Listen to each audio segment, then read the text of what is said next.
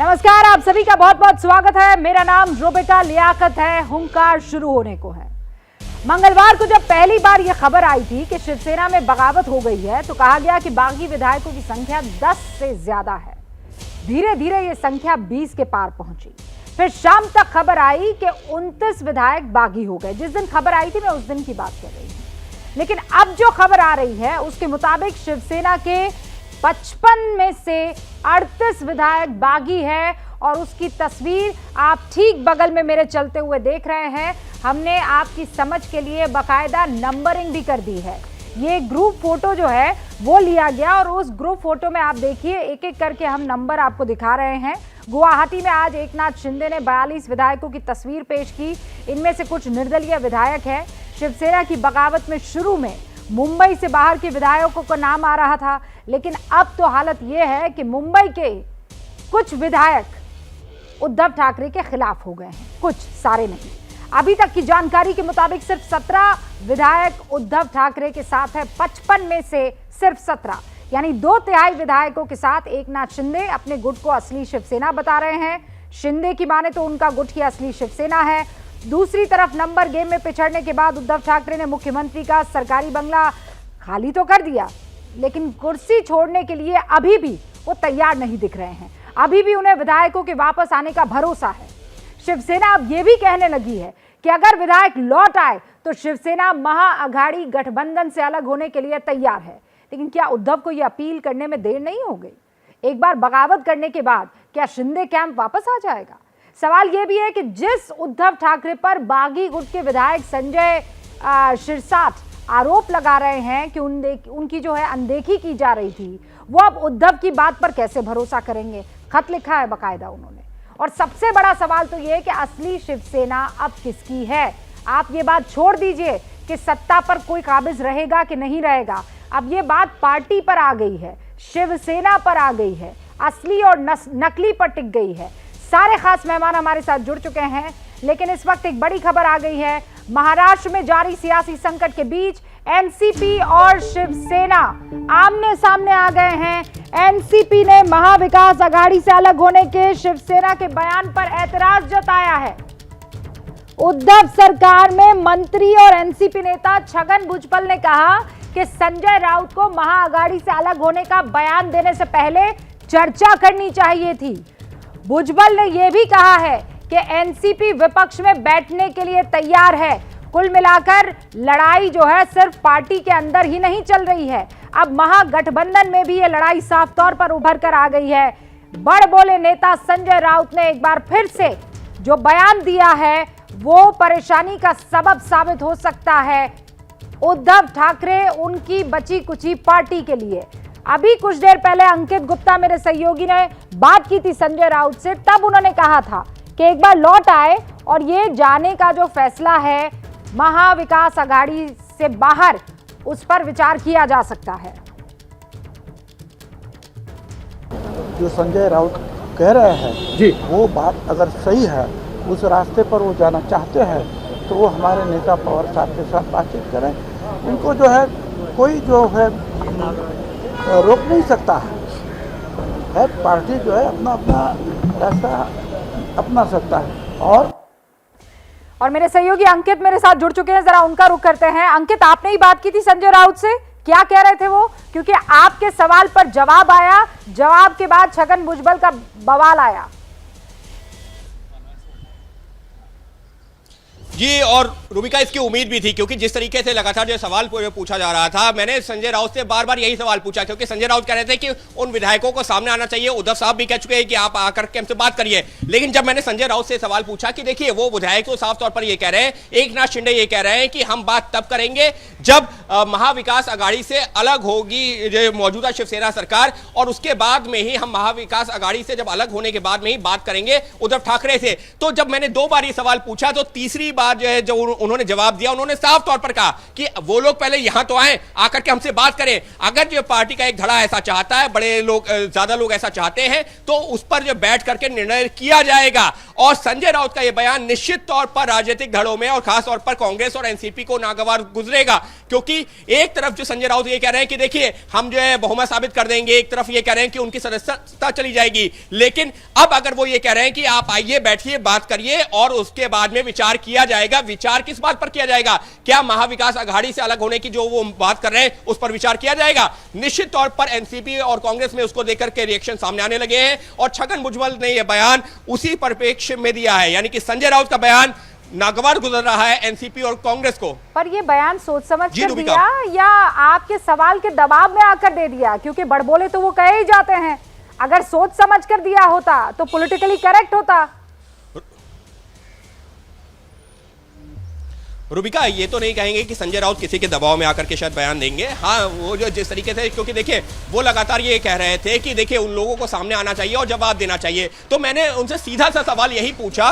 पहली बार उन्होंने ये कहा कि वो लोग सामने आएंगे तब हम देखेंगे, तो मैंने सवाल ये पूछा, वो तो सामने तब आने की बात कर रहे हैं जब वो ये कह रहे हैं कि महाविकास अघाड़ी सरकार से शिवसेना अलग होगी, और क्योंकि ये जो आइडियोलॉजी का डिफरेंस है वो उनके साथ में सही नहीं बैठ रहा है। हिंदुत्व की लाइन जो है, जो शिवसेना की है, वो जो है एनसीपी और कांग्रेस के साथ में नहीं चल सकती। तो संजय राउत से जब मैंने सवाल पूछा तो पहले तो वो उसको टालते रहे, कहा कि सामने आने दीजिए, लेकिन आखिरी में जो उन्होंने, जब मैंने उनसे ये सवाल तीसरी बार पूछा तो उन्होंने कहा कि ठीक है, वो सामने आए, यहां पर बैठ करके बात करें और पार्टी के जो एक बड़ा धड़ा चाहता होगा वो सारी चीजों पर विचार करने के बाद में निर्णय किया जाएगा। क्लियर कर दिया कि एक बार पास आ जाए, एक बार टेबल पर बैठकर बात कर ले, उसके बाद देखा जाएगा। तो जैसा मैंने आपको बताया था, सारे खास मेहमान हमारे साथ जुड़ चुके हैं। जल्दी से उनका एक बार फिर से तारुफ करवा देती हूँ और मेरे दो रिपोर्टर आपको अपडेट देंगे, क्योंकि अभी 5 बजे का वक्त भी महत्वपूर्ण है, क्योंकि शरद पवार अपने विधायकों और सांसदों के साथ बैठक करने वाले हैं। उधर कांग्रेस की भी एक बैठक होने वाली है। शुभरास्ता राजनीतिक विश्लेषक हमारे साथ जुड़ चुकी है। हुसैन दलवाई साहब, पूर्व सांसद कांग्रेस के, हमारे साथ इस वक्त इस डिबेट में शामिल है। आनंद दुबे जी प्रवक्ता हैं शिवसेना के, वो भी हमारे साथ जुड़ चुके हैं। अजय आलोक साहब, आपको राजनीतिक विश्लेषक इस वक्त स्क्रीन पर दिखाई दे रहे हैं। फहमीदा हसन खान, जो कि नेता है एनसीपी की, आपको स्क्रीन पर दिख रही हैं, स्वागत है आपका। सुजात पांडे भी इस वक्त आपको राजनीतिक विश्लेषक के तौर पर स्क्रीन पर नजर आ रही है। आप सभी का बहुत बहुत स्वागत है। आप लोगों का रुख करूं उससे पहले ये बड़ी खबर ले लेना चाहती हूं मैं। शुरुआत जरा जितेंद्र दीक्षित से करेंगे। जितेंद्र, कब ये बैठक शुरू होने वाली है शरद पवार की? बताया जा रहा है बड़े नाराज चल रहे हैं शिवसेना से।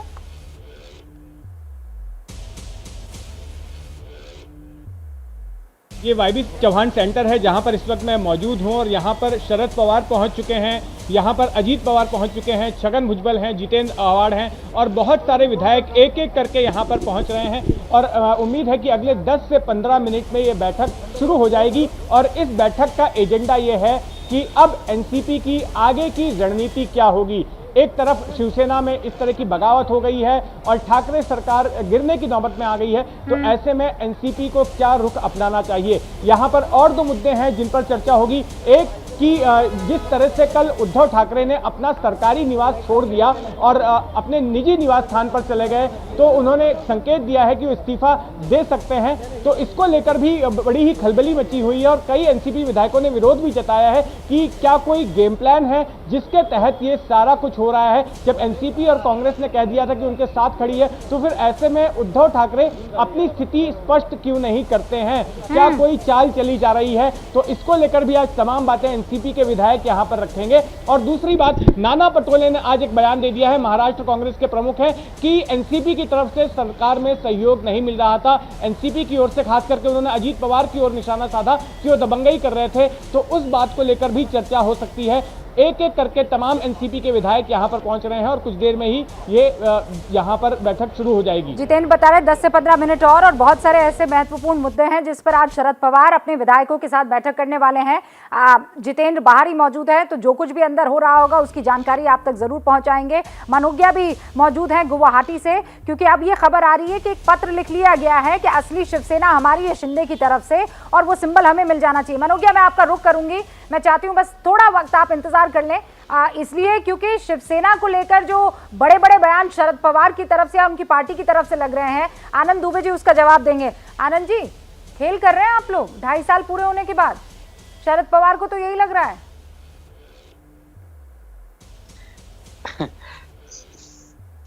रूबिका जी नमस्ते। नमस्ते सर। देखिए, रणभूमि में चाहे योद्धा हो और चाहे राजनीति में राजनेता, तब तक हार नहीं मानते हैं जब तक हार और जीत का फैसला नहीं हो जाता। आज तीसरा दिन है। जिस प्रकार से आरोप लग रहे थे कि अब गिरेगी कि तब गिरेगी, शिवसेना खत्म हो गई, शिवसेना नकली है, असली शिंदे के पास है, वहां पे 50 विधायक 40, ये सब कुछ अभी चल ही रहा है। क्यों? ईश्वर हमारे साथ है, ईश्वर हमारा भला करेंगे। और रही बात शरद पवार साहब की, देखिए वो तो हमारे अग्रज हैं, हमारे मार्गदर्शक हैं। शरद पवार हमसे कभी नाराज नहीं हो सकते और ये कोई गेम नहीं है, कोई खेल नहीं है। जिस प्रकार से सूरत से गुवाहाटी और शरद पवार अग्रज है, एकनाथ शिंदे क्या है?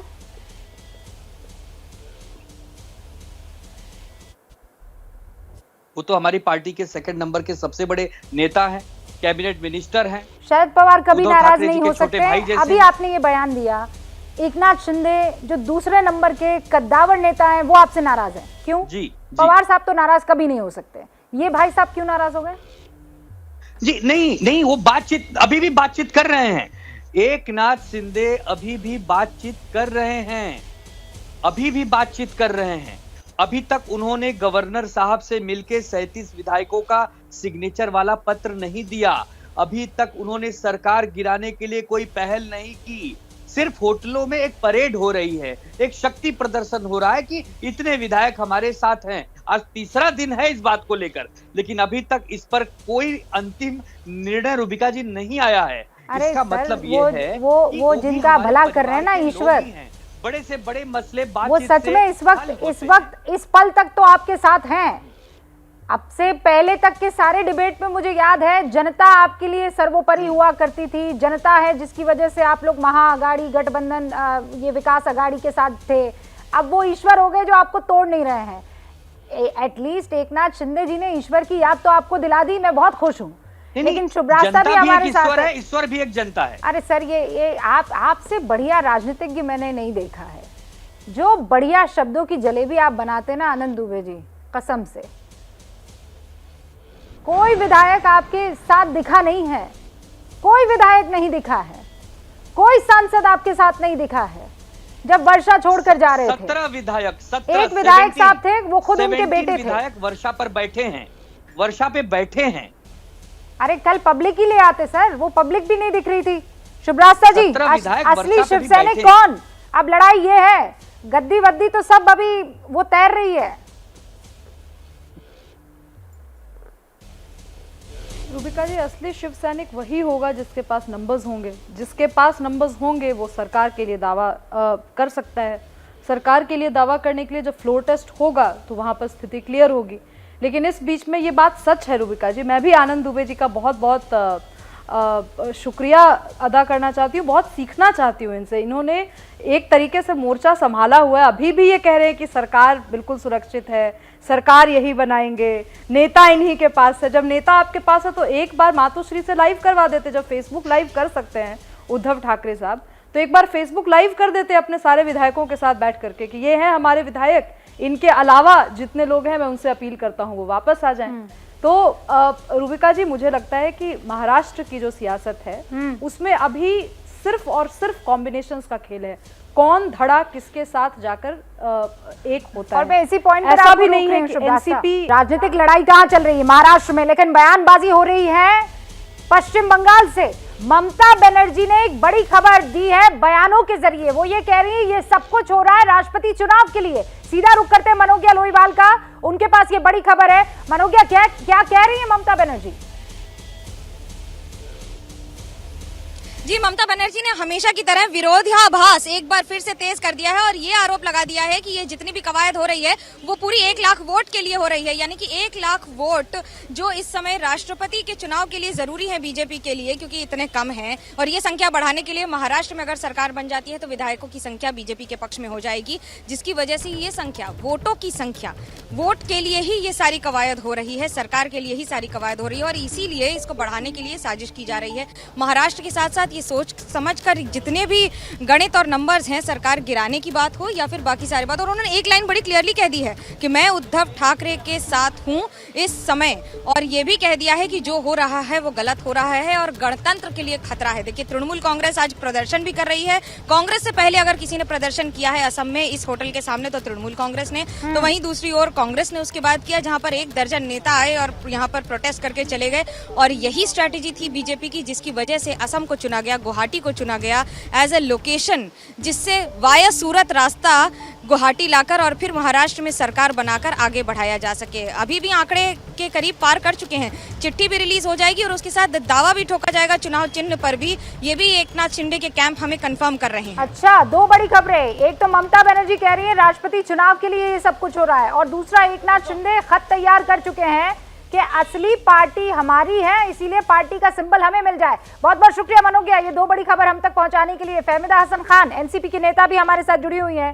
फहमीदा जी, शरद पवार नाराज चल रहे हैं, ममता बनर्जी उल्टा कह रही है तो राष्ट्रपति चुनाव के लिए हो रहा है। शिवसेना के अंदर से खबर फहमीदा जी ये आ रही है कि शरद पवार को ये सब मालूम था कि ये सब होने वाला है।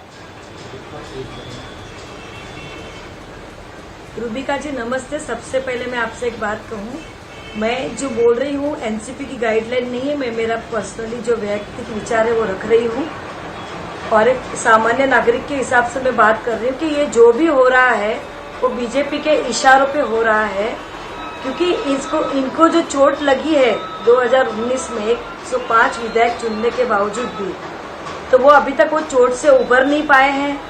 और जो गुटबाजी हुई है उसमें जो एकनाथ शिंदे जी हैं उनको 10-15 दिन पहले ही ईडी की नोटिस जारी कर चुके हैं। उनका जो आर्थिक व्यवहार संजय जोशी जी जो संभालते थे वो आज 8 दिन से गायब है। उसके बाद में एकनाथ शिंदे जी ने ये फैसला लिया है। तो अभी अगर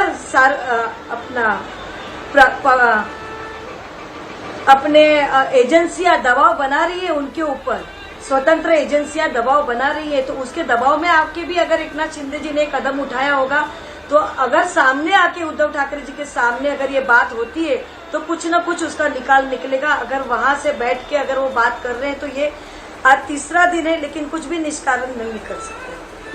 फहमीदा जी, आप ये कह रही हैं कि बीजेपी ईडी को लाकर ये पूरा खेल कर रही है। आप सबकी विचारधारा एक ही लाइन में जाती हुई दिख रही है। अजय आलोक जी हमारे साथ हैं। अजय जी, बीजेपी राष्ट्रपति चुनाव के लिए कर रही है कि महाराष्ट्र में सरकार के लिए कर रही है कि उद्धव ठाकरे की शिवसेना को तोड़ने के लिए कर रही है? मैं तो पर्पस ही अभी तक नहीं समझ पाई हूँ। फहमीदा जी, बस आ रही हूँ। एक बार बड़ा आरोप है आपका, उस पर थोड़ा सा रिएक्शन ले लेने दीजिए मुझे। हाँ अजय जी, 2015 में रूबिका जी 2015 में रूबिका जी शिंदे जी ने पालक मंत्री पद से इस्तीफा दिया था, क्योंकि वो जब भी गठबंधन में थे बीजेपी के, जब बीजेपी से बोलना है या मुझे बोलना? नहीं फहमीदा जी रुक जाइए ना। हाँ मैं समझ गई, आपने जो आरोप लगाया अब उसका मैं जवाब लेना चाह रही हूँ। हाँ अजय जी, पर्पस क्या है? पर्पस देखिए, मुझे ये नहीं समझ में आता है, घर में आपके आग लग गई है आपकी गलती की वजह से, और आप बोल रहे हो कि बगल वाले ने आग लगा दी। खैर एनीवे, ये होता है राजनीति में। लेकिन राष्ट्रपति चुनाव पे तो मुझे आश्चर्य लगता है, क्योंकि राष्ट्रपति चुनाव तो होने के पहले रिजल्ट आपके चैनल पे, तमाम चैनलों पे चल गया था कि एनडीए के पास ऑलरेडी 49.2% वोट हैं, बीजू जनता दल ने समर्थन दे दिया तो 51.6% वोट हो जाएंगे। तो चुनाव तो वहीं खत्म हो गया नॉमिनेशन भरने के पहले। फिर राष्ट्रपति चुनाव के लिए क्यों कोई हाथ पैर मारेगा? राष्ट्रपति चुनाव का तो सवाल ही नहीं यहाँ उठता है। सबसे बड़ी बात है यहाँ पे आज जो छटपटाहट हो रही है, आप ये देखिए, एक तो कहीं का ईंट कहीं करोड़ा, भानुमति ने कुंभा छोड़ा, एक विपरीत विचारधारा, सब कुछ भी साथ में नहीं रहते हुए ये एक्सपेरिमेंट हमेशा फ्लॉप करता है। चाहे वो बीजेपी ने किया हो, चाहे आप इन लोगों ने महाविकास अघाड़ी ने किया हो, ये एक्सपेरिमेंट को तो फ्लॉप होना था देर सवेर, वो आज हो रहा है। लेकिन इस एक्सपेरिमेंट के फ्लॉप होने का भविष्य के कॉन्सिक्वेंसेस बहुत खराब हैं, चाहे वो कांग्रेस पार्टी हो, चाहे वो एनसीपी हो, चाहे आरजेडी हो, चाहे समाजवादी पार्टी हो, चाहे जितनी भी परिवार के द्वारा संचालित पार्टी हैं। ये भविष्य आप लोग के लिए बहुत खराब संकेत लेके आया है कि कल को परिवार चलित पार्टी बेदखल की जा सकती है अपनी ही पार्टी से, जो आज उद्धव जी के साथ हो रहा है। मैं परसों से कह रहा हूं कि सरकार तो गई ही गई, सरकार की तो कोई बात ही नहीं है। लेकिन अब है कि शिवसेना किसके साथ रहेगी, सोनिया सैनिकों के पास कि शिव सैनिकों के पास। अब शिव सैनिक दावा ठोक रहे हैं, सुनने में आ रहा है सांसद भी जा रहे हैं, विधायक भी जा रहे हैं। और सच्चाई है आज की तारीख में अगर वो 41 एमएलए लेके सदन में खड़े हो जाएंगे तो सदन का नेता उन्हें ही बनाया जाएगा, फिर वो असली शिवसेना है। फिर बाकी 14 क्या करेंगे? क्या वो अपनी सदस्यता खोएंगे उद्धव जी के वफादारी में? जी नहीं, वो 14 भी वापस उन्हीं के साथ चले जाएंगे और समाप्त होगा एक परिवार का युग, एक परिवार का युग एक पार्टी में। और ये बाकी तमाम परिवारवादियों के लिए चेतावनी है। हुसैन दलवाई कि साहब, आने वाले दिन में आपके साथ भी ऐसा हो रहा है। मुझे तो आश्चर्य लग रहा है यहाँ हुसैन जी साहब की पार्टी में कब होगा, देश इंतजार कर रहा है उसका। शिवसेना असली नकली चल रहा था, लेकिन अजय जी ने तो एक नया ही नाम दे दिया है। ये शिव सैनिक है या सोनिया सैनिक है?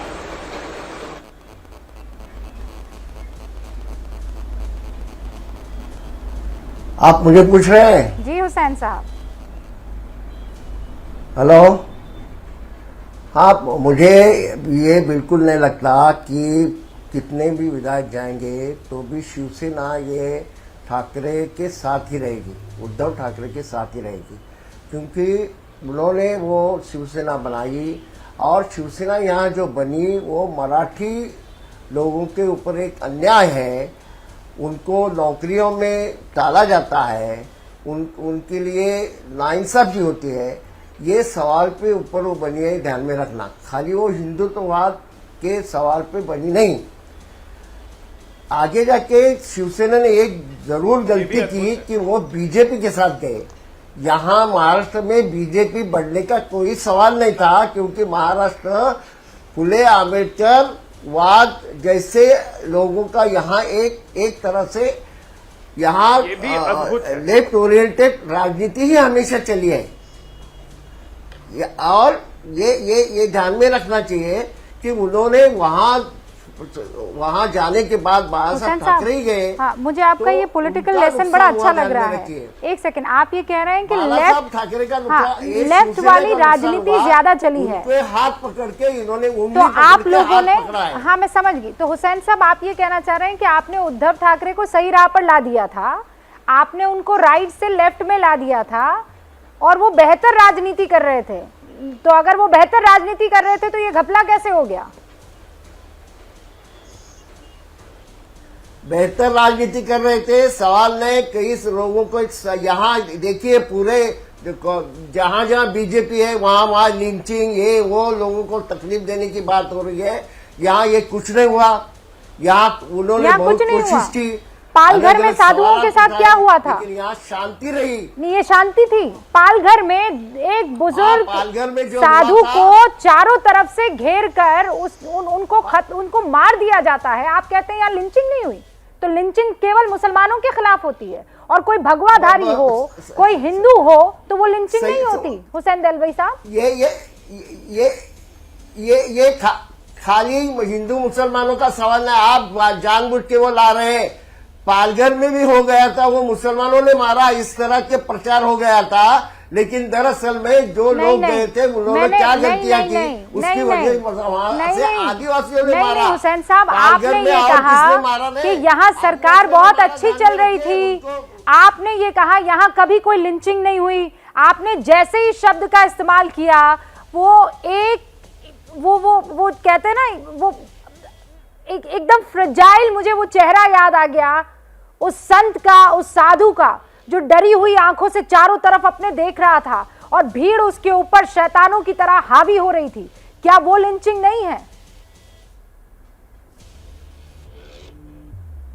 नहीं, वहां जो हुआ वो ठीक हुआ, ऐसा मैं नहीं बोलूंगा, लेकिन वो हुआ, उसमें गलतियां भी हुई। वहां आदिवासी थे और कोई जानबूझ के किया नहीं, वहां डर था। अरे सर, जानबूझ के किया नहीं मतलब दुनिया भर में लिंचिंग जानबूझकर होती है, और पालघर में लिंचिंग जानबूझकर नहीं होती। ये एकनाथ शिंदे सर जो नाराज हुए हैं ना, वो आपके इस सोच की वजह से हुए हैं। वो जो नाराज होकर 40 लोगों को ले भागे हैं ना, वो आपकी इस विचारधारा की वजह से ले भागे हैं। और आज शिवसेना टूटी है ना, उद्धव ठाकरे के हाथों से जा रही है ना, तो आप लोगों की सोच की वजह से जा रही है। और अगर मैं गलत हूं, सुजाता पांडे, नहीं, सवाल ही नहीं है ये। सवाल आप गलत बात करते हैं। यहाँ पे शिवसेना के जो प्रवक्ता बैठे उनके लिए एक शेर याद और पावर चाहिए, शिवसेना ने उनको बहुत सारी पावर दी थी, उनको दो बड़े मिनिस्ट्री दिए थे, दलवाई साहब थैंक यू। बड़े दलवाई साहब आपने जो सोच आपके जहन में थी आपने क्लियर कर दिया है। हाँ ठीक है हुसैन साहब, नहीं दूसरा नहीं, मैं पहले पर टिकूंगी अभी का जो इस्तेमाल है ना वो बीजेपी सर, वो ईडी और वो सब की मैं बाद में चर्चा कर लूंगी। पहले हमेशा लेफ्ट सेंट्रिक राजनीति महाराष्ट्र में चली है, आपने मुझे ये कहा, आपने ये कहा यहाँ लिंचिंग कभी नहीं हुई, सब मामला बढ़िया चल रहा था। सुजाता जी को अपनी बात कह देने दीजिए, फिर मैं आपका रुख करती हूँ। ये सही बात है, अच्छा हाँ ठीक है, हाँ ठीक है। दलवाई साहब के लिए शायद ये शेर बिल्कुल सही बैठता है कि ताउम्र गालिब ये भूल करता रहा, धूल चेहरे पे थी और आईना साफ करता रहा। यहाँ पे पूरी की पूरी पार्टी अलग हो रही, पार्टी हाथ से जाने वाली, सत्ता तो छोड़िए पूरी पार्टी हाथ से जाने वाली है। और यहाँ अभी भी ये मानने को तैयार नहीं कि गिरेबान में कुछ ना कुछ कमी है। कभी उस चिट्ठी को पढ़ के देखिए। प्लीज एक सेकंड, तीन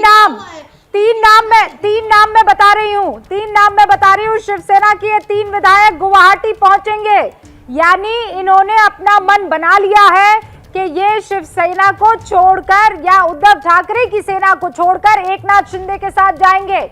रविंद्र फाटक उसमें से एक नाम है, और मैं आपको याद दिला दूं कि ये वही रविंद्र फाटक है जिनको 2 दिन पहले सूरत भेजा गया था बागियों को मनाने के लिए। नार्वेकर के साथ जो दूसरे विधायक थे वो यही साहब थे, और अब ये कहा जा रहा है कि रविंद्र फाटक जो हैं वो भी गुवाहाटी पहुंच रहे हैं, और इस बार मनाने नहीं, वो खुद मन गए हैं। अद्भुत हो रहा है ये तो। शुभ रास्ता भाई साहब पहले मनाने के लिए गए थे। नहीं डुबिका जी, मेरी बात पूरी नहीं हुई है। हाँ माफी चाहती हूँ, कंप्लीट कर लीजिए।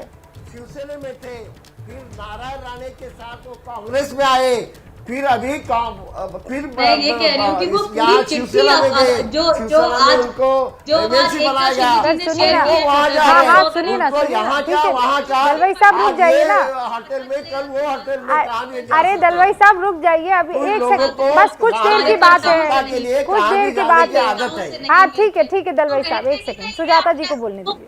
वो कार्यालय में मिलते ही नहीं है, वहाँ 2.5 साल से दिखे ही नहीं ना उनके दुख दर्द को मतलब है, ना शिव सैनिकों के सैद्धांतिक समझौता किया गया एक सत्ता के लिए सिर्फ उस कुर्सी को पकड़े के। तो आज वक्त आ गया है कि उन्हीं कार्यकर्ताओं ने वही कुर्सी उठा मारी है।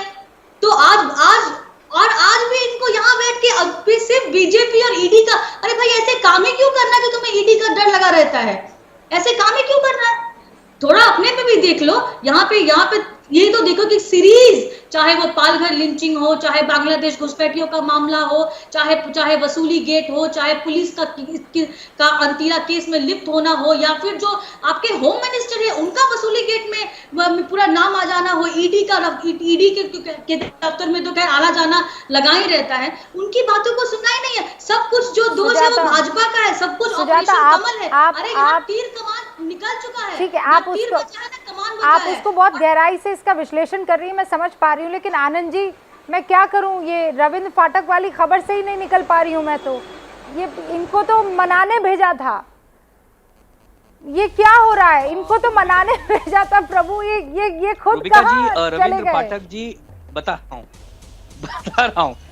रहा हूँ रविंद्र पाठक जी विधान परिषद के सदस्य हैं, जिसे अंग्रेजी में MLC बोलते हैं। वो विधायक उस कोटे के हैं, और रविंद्र पाठक जी का इस समय गुवाहाटी जाना मतलब पिक्चर अभी बाकी है, पिक्चर अभी खत्म नहीं हुई है। मतलब रविंद्र पाठक जी हमारे उद्धव जी के बड़े ही विश्वस्त हैं।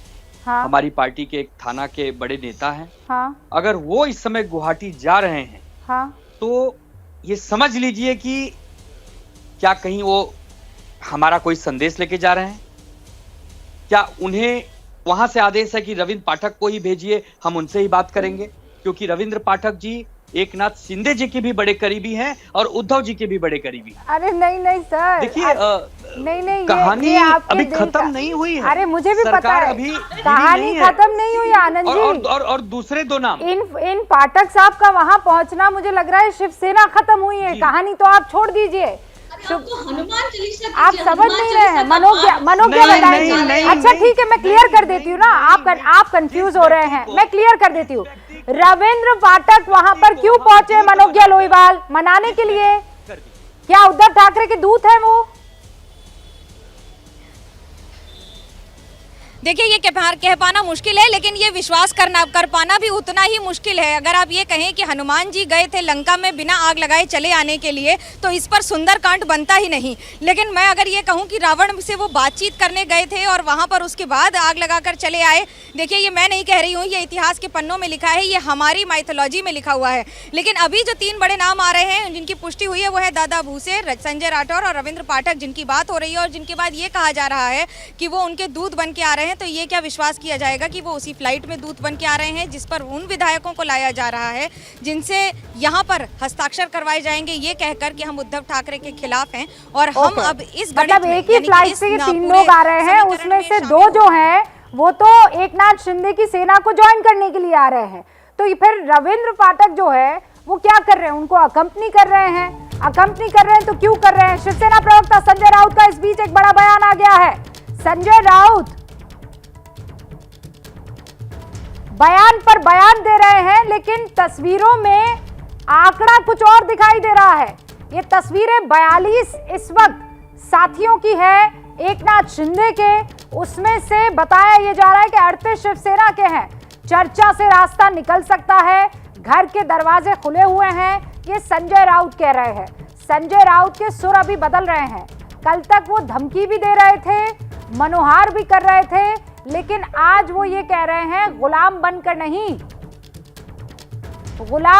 नहीं, स्वाभिमान के लिए एक फैसला ले लो, घर के दरवाजे खुले हैं। संजय राउत ये कह रहे हैं, आओ मिलकर बैठकर बात कर लेते हैं, पार्टी नहीं टूटनी चाहिए, गुलाम बनने के बदले स्वाभिमान से निर्णय लो।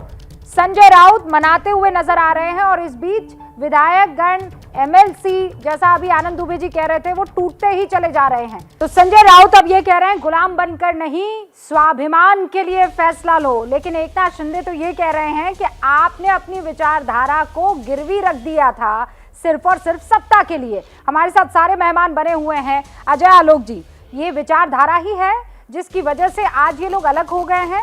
और अगर हाँ विचारधारा है तो फिर 2.5 साल तक हिंदुत्व कौन से कबर्ड में रखा हुआ था एकनाथ शिंदे जी के?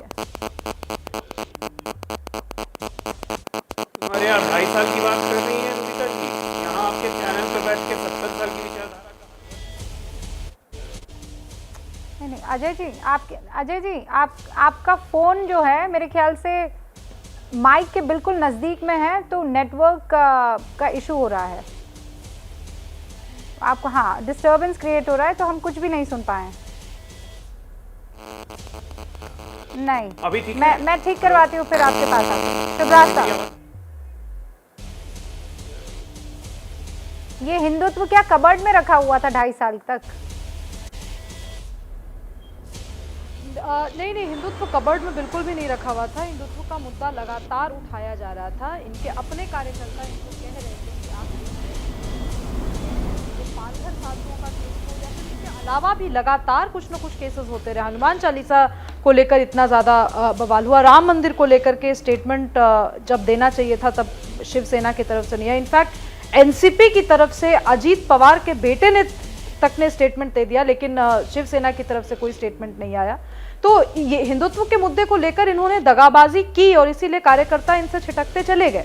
लेकिन एक मौका जब आया एकनाथ शिंदे के साथ लामबंद होने का और शिवसेना को, अभी के शिवसेना को ये बताने का कि आप बाला साहेब ठाकरे के विचारधारा से इतर होकर आप काम कर रहे हैं, तो उन्होंने बताया।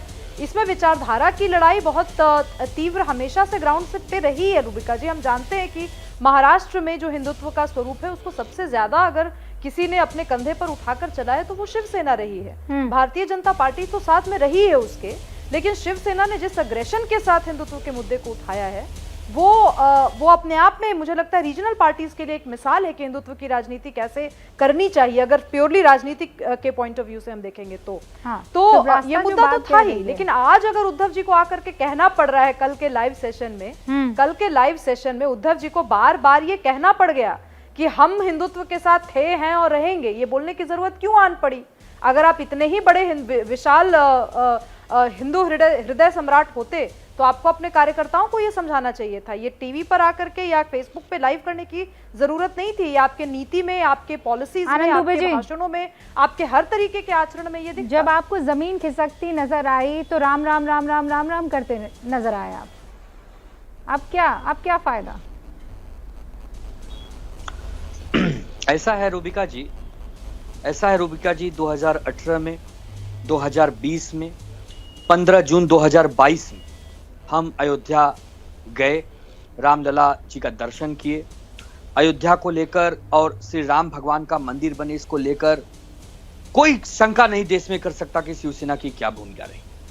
और रही दूसरी बात कि हमने हिंदुत्व छोड़ दिया है, हम महाविकास के साथ चले गए हैं, ये कहता कौन है? ये कहता हुआ पार्टी है जो सर्टिफिकेट बांटने का काम करता है कि आइए मेरे दरवाजे पर एक सर्टिफिकेट दूंगा जिसको हिंदुत्व का सर्टिफिकेट कहते हैं, अगर हमारा साइन किया हुआ होगा तो ही वैलिड होगा, अन्यथा आप हिंदू नहीं हैं। बस परहेज और गुस्सा बस इस बात का है। आप कौन है भाई? आप खुद 1980 में आपकी पार्टी बनती है, आज 2022 चल रहा है, हम 1966 में बने हैं। आप हमें हिंदुत्व का पाठ पढ़ाएंगे? हमें आपसे सर्टिफिकेट नहीं लेना है। बार बार हम कहते हैं कि हमने आपको छोड़ा है, हिंदुत्व को नहीं छोड़ा है। सर्टिफिकेट तो अभी हुसैन दलवाई साहब ने आपको दिया है कि हमने आपको सुधार दिया, अभी सर्टिफिकेट दिया है। हुसैन दलवाई साहब भी यहीं मौजूद हैं। मैं झूठ कहूं तो हुसैन दलवाई साहब ने बोला है कि यहाँ लेफ्ट की राजनीति चलती है। हुसैन दलवाई साहब हमारे जमीन है। हुसैन दलवाई साहब हमारे वरिष्ठ हैं। देखिए ऐसा, हुसैन दलवाई साहब हमारे वरिष्ठ हैं। उन्होंने इस परिप्रेक्ष्य में कहा है कि जिस प्रकार पंडित अटल बिहारी वाजपेयी जी मुंबई और महाराष्ट्र आते थे और आदरणीय बाला साहब ठाकरे जी से रिक्वेस्ट करते थे कि हमारी पार्टी को भी साथ में ले लीजिए, आप लोग यहाँ के मजबूत लोग हैं, हम भी थोड़ा पोषण पा जाएं। अब हमने उनको इतना पोषण दे दिया कि बाप रे बाप, वो तो फिर हमें ही समाप्त करने के लिए निकल गए। उस परिप्रेक्ष्य में हुसैन दलवाई जी ने कहा है। बाकी हुसैन दलवाई जी का कहना कोई ऐसा नहीं है कि वो हमें कोई सलाह दे रहा। वो हमारे मोहब्बत को नजर ना लगे। वो हमारे शुभचिंतक भी। हाँ, नहीं, बहुत शुभचिंतक है। इतने ऐसी शुभचिंतक है कि पूरी की पूरी पार्टी जो है अब 2 धड़ों में नजर आ रही है। अरे प्लीज दुबे साहब, अभी देख लीजिए। आप कहते रहिए कि हम हिंदुत्व के अगुआ हैं। यहाँ एक नाथ शिंदे आप ही के दूसरे नंबर के पार्टी के कद्दावर नेता कह रहे हैं कि आप छोड़ चुके हैं, हिंदुत्व का साथ छोड़ चुके हैं। वो पकड़ा दलवाई जी का हाथ आपने और कहा ये हमारे पक्के सच्चे साथी हैं। तो एक नाथ शिंदे जी ने कहा जय हिंद, जय श्री राम, टाटा भाई साहब। मत दे रहे हैं, वो अपना एक मत दे रहे हैं। एक नाथ शिंदे जी अपना मत दे रहे हैं।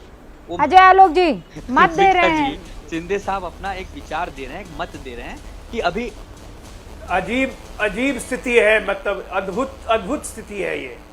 बाला साहब ठाकरे की कुछ बातें याद आ रही थी। उन्होंने कहा था अपने इंटरव्यू में कि मैं जीवन में महाराष्ट्र की राजनीति में किसी पे भरोसा करूंगा, शरद पवार पे कभी भरोसा नहीं कर सकता। शरद पवार अग्रज हो गए। बाला साहब ठाकरे ने अपने इंटरव्यू में कहा था कांग्रेस पार्टी से हाथ मिलाने से अच्छा है कि मैं शिवसेना को बंद कर दूं। ये देखिए हुसैन दलवी साहब के विचार और आनंद दुबे जी के विचार, मतलब एक अद्भुत स्थिति है जिसमें हुसैन दलवी शिवसेना की पैरवी कर रहे हैं कि उसका जन्म हुआ था मराठियों को नौकरी देने के लिए, ये करने के लिए। आइडियोलॉजी की बात आनंद दुबे कर रहे हैं, हिंदुत्व का सर्टिफिकेट की बात। मतलब आप समझिए, जब पैरों के नीचे से जमीन खिसकती है तो मुझे कोई अधिकार नहीं है, मुझे लगता भी नहीं कि मुझे कोई भी टिप्पणी करनी चाहिए। आपके दर्शक समझदार हैं, समझ जाएंगे कि इनकी क्या हालत हो रही है। लेकिन सच्चाई आज यही आनंद जी कि अस्तित्व और सत्ता से समझौता करने में आपने अस्तित्व भी खो दिया और सत्ता भी खो दी। और बधाई हो, आप लोग को मदारी की तरह कोई और नचाते रहा, नुकसान सिर्फ आपका और कांग्रेस पार्टी का हुआ है। नहीं, बोलिए दलवाई साहब। वो आप दोनों की मोहब्बत में दुबे जी एक सेकेंड। हाँ दलवाई साहब, वो आखिरी का मैं बहुत सुरील नहीं हूँ, ये पूरा देश जानता है। दलवाई साहब बस एक सेकेंड मेरी बात तो सुन लीजिए। मैं गाऊंगी नहीं, लेकिन वो आखिरी लाइन है, तुझे भूलने से पहले मेरी जान चली जाए, नहीं ये हो नहीं सकता कुछ। तो आप दोनों की जो आज यारी दोस्ती स्क्रीन पर वो यही लग रही है कि शिवसेना ही टूट क्यों ना जाए। पर मैं कांग्रेस का साथ नहीं छोड़ूंगी। आज ये वाली शिवसेना उद्धव ठाकरे की ये कह रही है। एक बात ध्यान में रखिए, अगर मुझे बोलने देंगे तो। हाँ सर। ऐसा है कि कभी भी बाला साहब ठाकरे ने आरएसएस की तारीफ नहीं की। आरएसएस के ऊपर हमेशा उन्होंने नुक्ताचीनी की है, बहस की, ये किया है, चर्चा की है, उनके ऊपर बहुत बड़ी टीका टिप्पणी की है। और आरएसएस का जो हिंदुत्ववाद है, आज जो हिंदुत्ववाद की बात करते हैं वो ब्राह्मणवाद है, उसमें हिंदुत्ववाद की कुछ ये नहीं। बाला साहब जो हिंदुत्ववादी बात करते थे वो बहुजन समाज का हिंदू, सबको लेके जाने का हिंदुत्ववाद की बात करते थे। वो कभी भी मुसलमानों के खिलाफ नहीं बोलते थे, मुसलमान उनके साथ में रहते थे। देखिए, जो मुसलमान गलत बात करते थे उनके खिलाफ जरूर बोलते थे, लेकिन बाला साहब के सारे फ्रेंड भी मुसलमान रहते। दिलीप कुमार साहब तो हर शाम को उनके घर रहते थे। ये बात ध्यान में रखिए। उन्होंने बाला साहब ने गोलवलकर गुरु जी के ऊपर टीका की है। हाँ। उन्होंने आरएसएस के सारे नेताओं के ऊपर टीका की है। उनके पिताजी प्रबोधनकार ठाकरे ने तो बड़ी कड़ी टीका की थी ब्राह्मणवाद के ऊपर।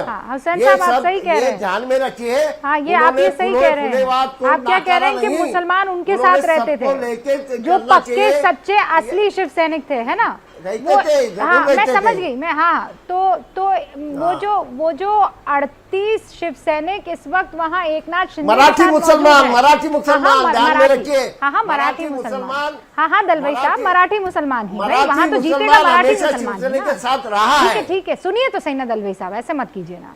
मैं ये कह रही हूँ कि वो जो 38 शिव सैनिक है उसमें एक मुसलमान है, वो एकनाथ शिंदे के साथ गए हैं। आपको नाम मालूम है? अजय आलोक जी, पता है? सत्तार भाई। हाँ, सत्तार भाई। कांग्रेस से शिवसेना से सब चला।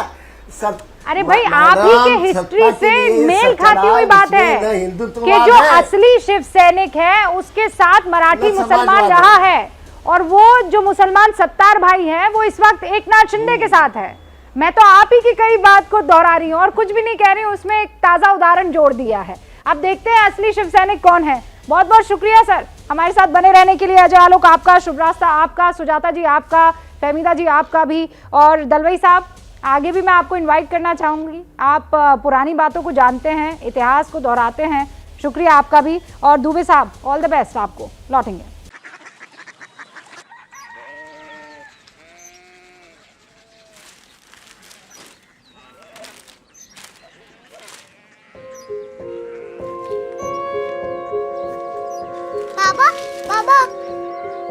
कोरिया सिटी जानी ना?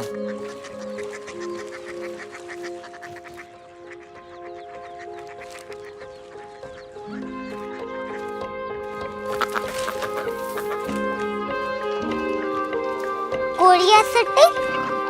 हाँ।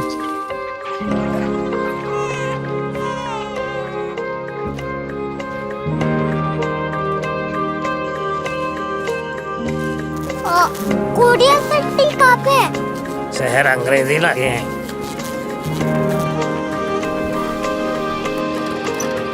Korea city.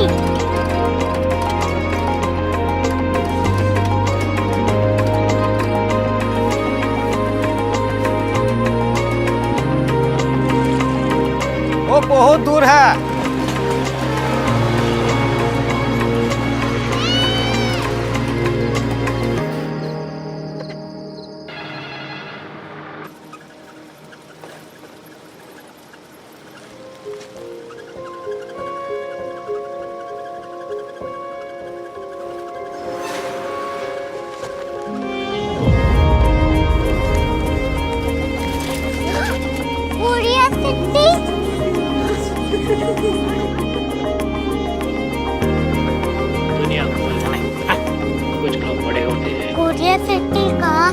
प्रोफेसर साहब को पता होगा।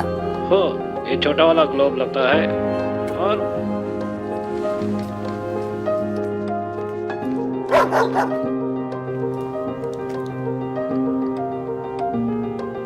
पता नहीं, मेरी बेटी से जाके मिल लो, शायद उसे मालूम हो।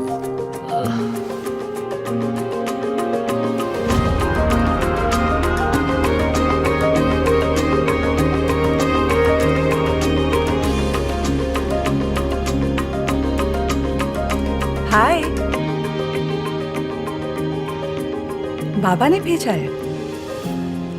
Come here. Curiosity. Korea city नहीं, क्यूरियोसिटी। वो क्या? That's what brought you here? जो तुम्हें यहाँ तक ले आया। क्यूरियोसिटी।